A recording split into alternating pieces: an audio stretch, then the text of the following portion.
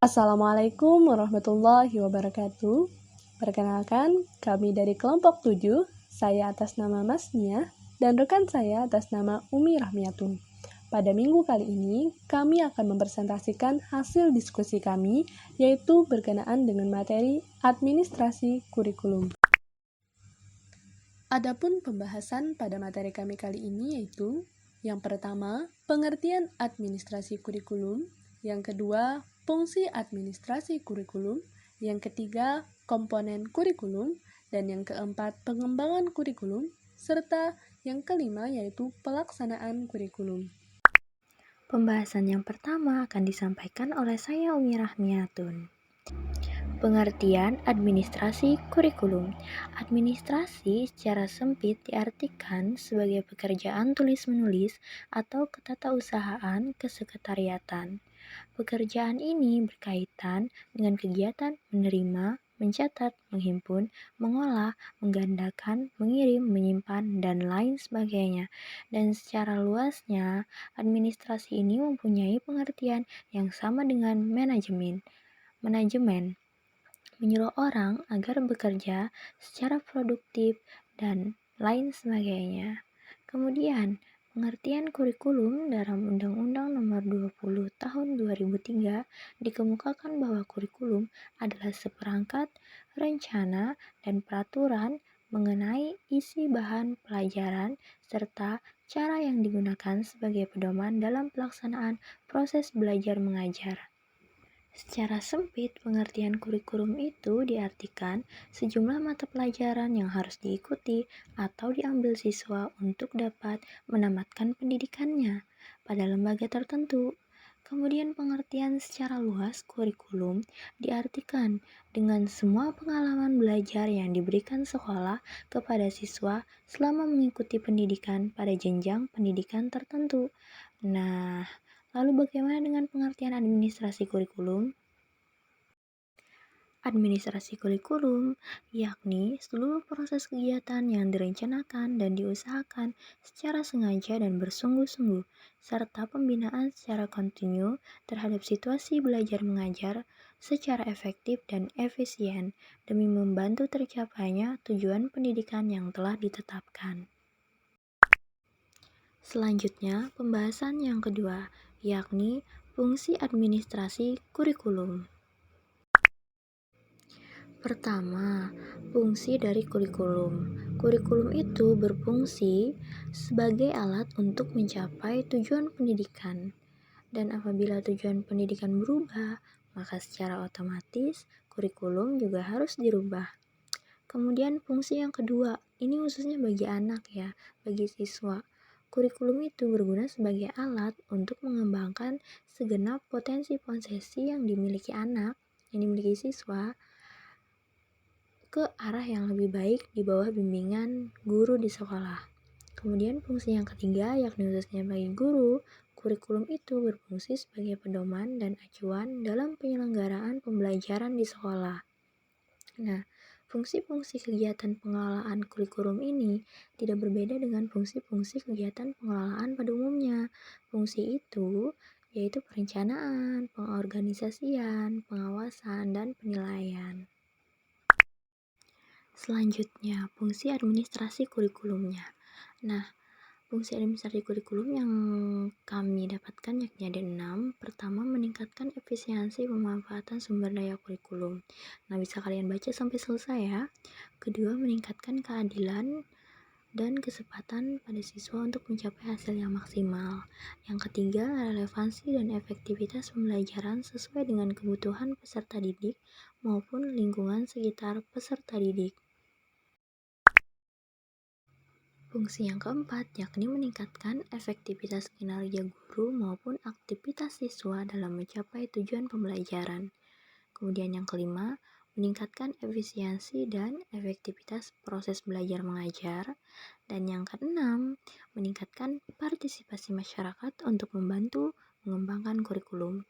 Jadi kurikulum yang dikelola secara profesional dan akan melibatkan masyarakat itu khususnya dalam mengisi bahan ajar atau sumber belajar perlu disesuaikan dengan ciri khas dan kebutuhan pembangunan daerah setempat nih teman-teman.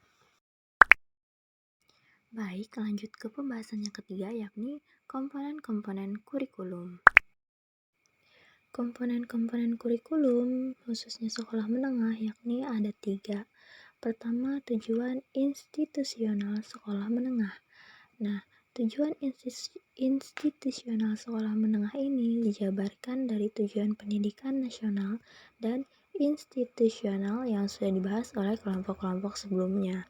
Kemudian, komponen yang kedua yakni struktur program kurikulum sekolah menengah, yang mana merupakan kerangka umum program-program pengajar yang diberikan pada setiap jenis dan tingkatan sekolah menengah. Nah, struktur program kurikulum menengah umum pada tahun 1984 nih misalnya, itu pernah memuat program inti dan program khusus. Kemudian yang ketiga ada garis-garis besar program pengajar. Nah, garis-garis besar program pengajar ini merupakan pedoman bagi guru yang melaksanakan tugasnya sehari-hari dalam bidang pengajaran nih khususnya di sekolah. Ini memberikan petunjuk bagi guru tentang cara menyusun program pengajaran dan penilaian serta pelaksanaan proses belajar mengajar. Nah, garis-garis besar program pengajar ini itu memiliki atau terdiri dari 7 unsur, yakni tujuan kurikuler, tujuan instruksional umum, kemudian ada bahan pengajaran yakni yang berisi pokok bahasan, sub pokok bahasan, dan uraian.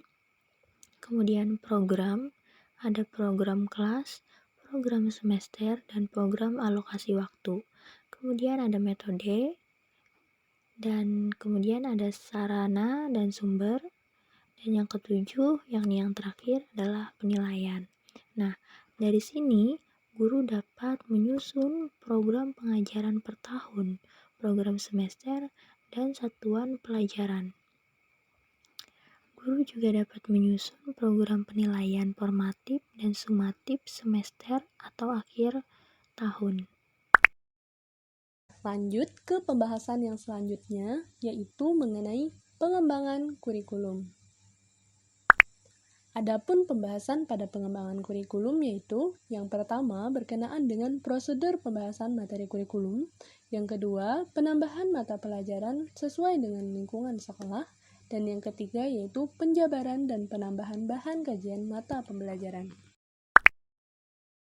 Adapun yang dimaksud dengan pengembangan kurikulum ialah proses perencanaan dan penyusunan kurikulum oleh pengembangan kurikulum atau kurikulum developer, dan kegiatan yang dilakukan agar kurikulum yang dihasilkan dapat menjadi bahan ajar dan acuan yang digunakan untuk mencapai tujuan pendidikan nasional.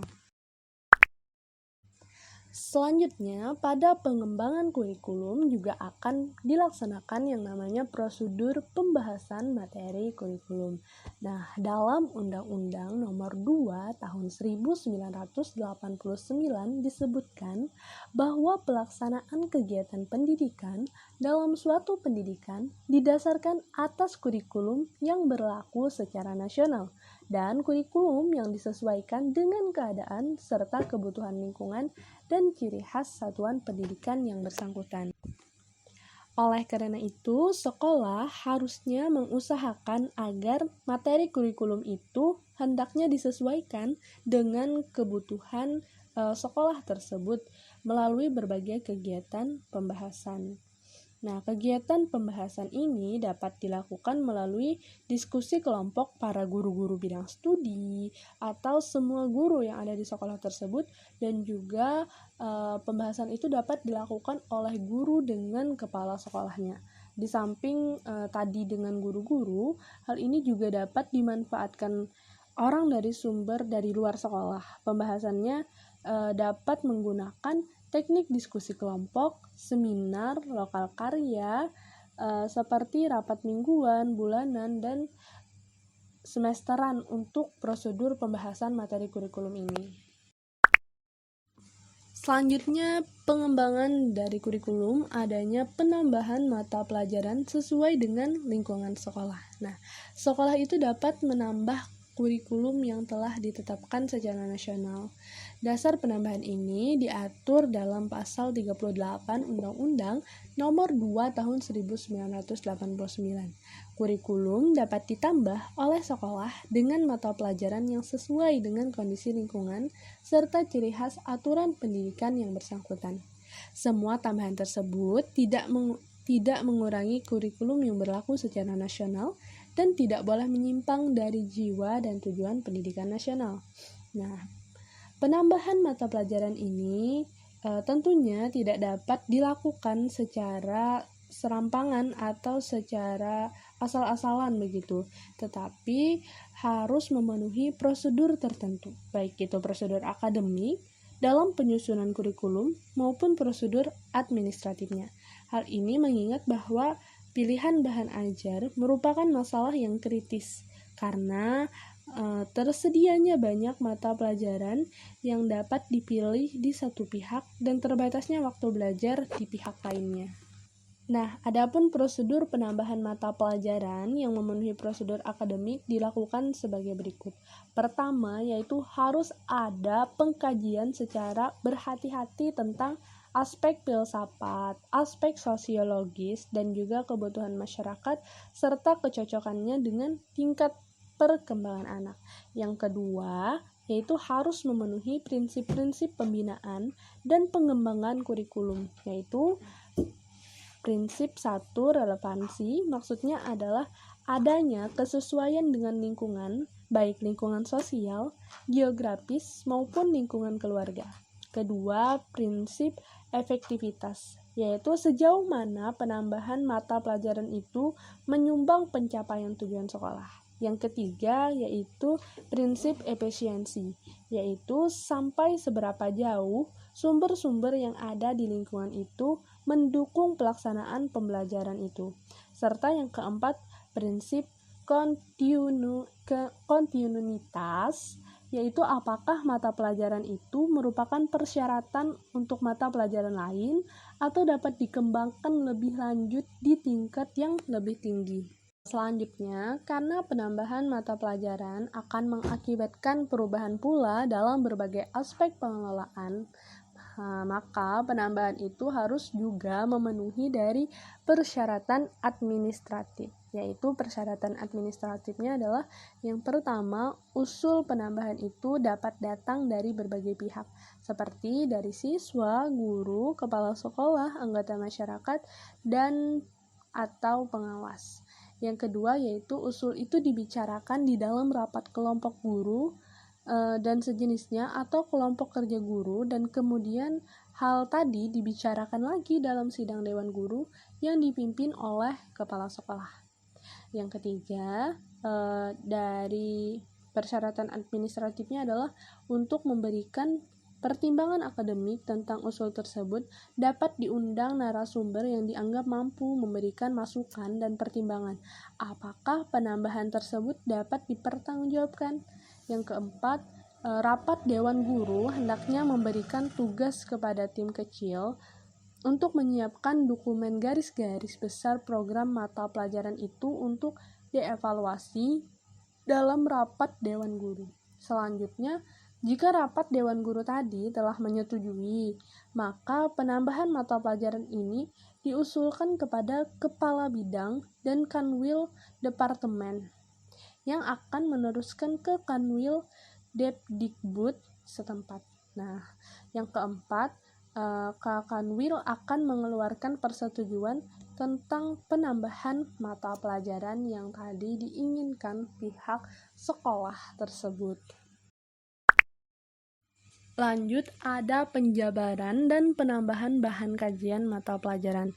Nah, hal ini sudah diatur dalam Undang-Undang Nomor 2 Tahun 1989 maupun Peraturan Presiden Nomor 29 Tahun 1990 Pasal 15, bahwa mata pelajaran atau kajian dalam mata pelajaran dapat ditambah oleh sekolah untuk memperkaya pelajaran tersebut, dengan catatan tidak bertentangan dan mengurangi kurikulum yang telah ditetapkan secara nasional.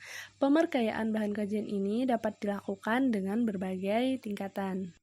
yaitu yang pertama dilakukan oleh guru bidang studi, yang kedua bisa juga dilakukan oleh kelompok guru bidang studi sejenis, lanjut bisa juga dilakukan oleh guru bersama kepala sekolah, atau pula dilakukan oleh pengawas.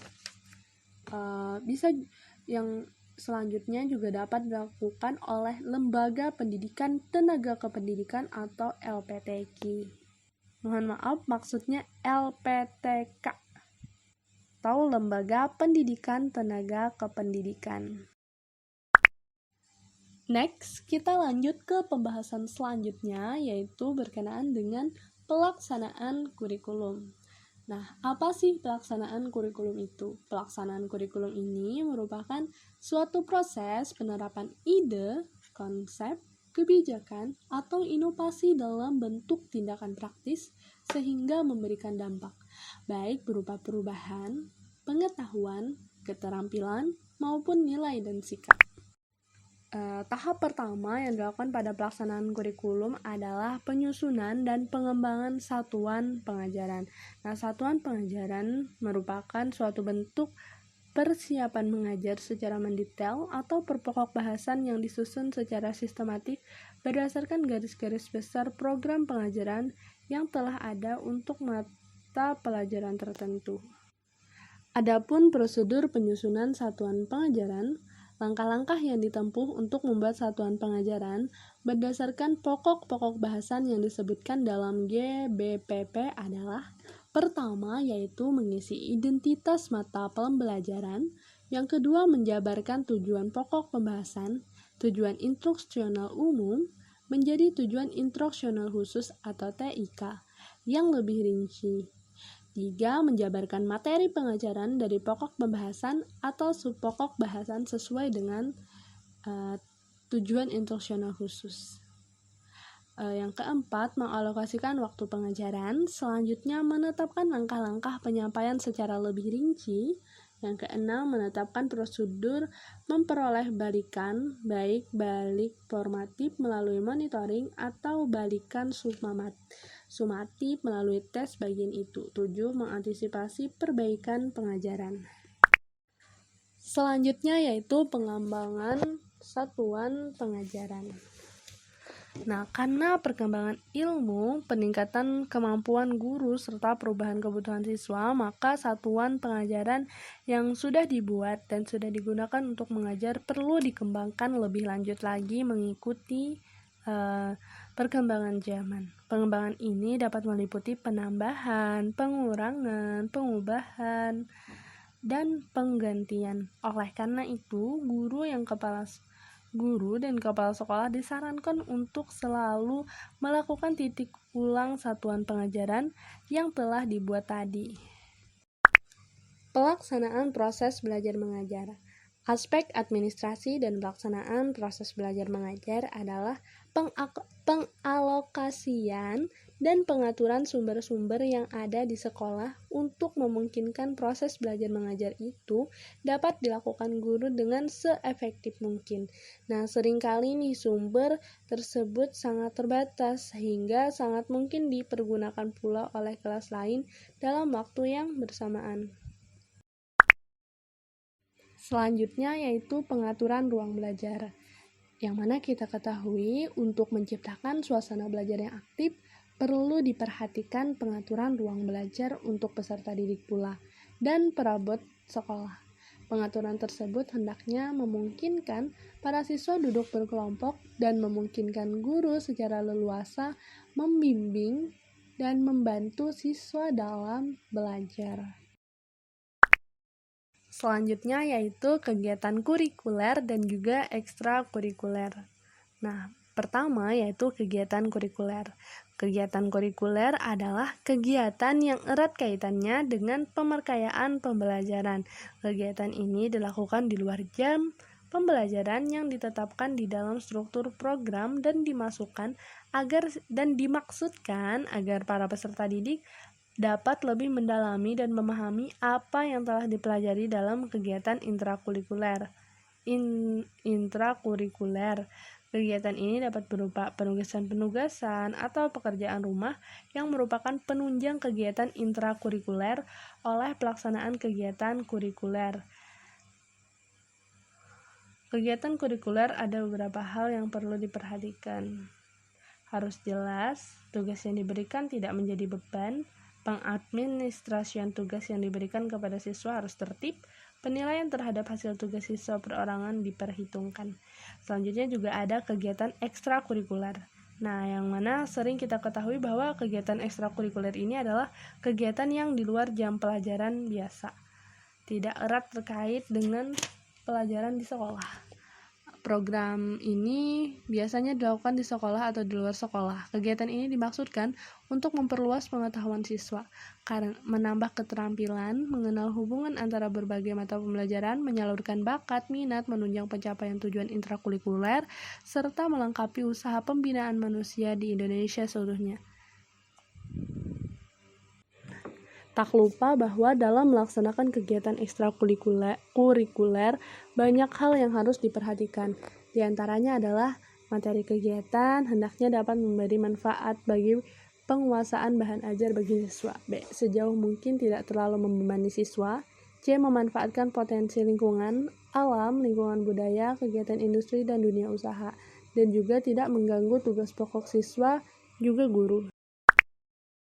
Terakhir ada evaluasi program pengajaran. Nah, evaluasi program merupakan suatu rangkaian kegiatan yang dilakukan dengan sengaja untuk melihat tingkat keberhasilan program serta faktor-faktor yang mendukung atau menghambat keberhasilan dari program tersebut. Tingkat keberhasilan program diukur dengan membandingkan hasil dengan target yang dirumuskan dalam rencana. Hasil pembandingan ini menunjukkan tingkat efektivitas program. Halas, alhamdulillah. Nah, sekian pemaparan materi dari hasil diskusi kami dari kelompok 7 mengenai administrasi kurikulum. Terima kasih atas segala perhatian dari kawan-kawan sekalian. Atas segala salah dan hilap yang mungkin terjadi, kami mohon maaf. Kami akhiri, Assalamualaikum warahmatullahi wabarakatuh. Semoga bermanfaat. Terima kasih banyak.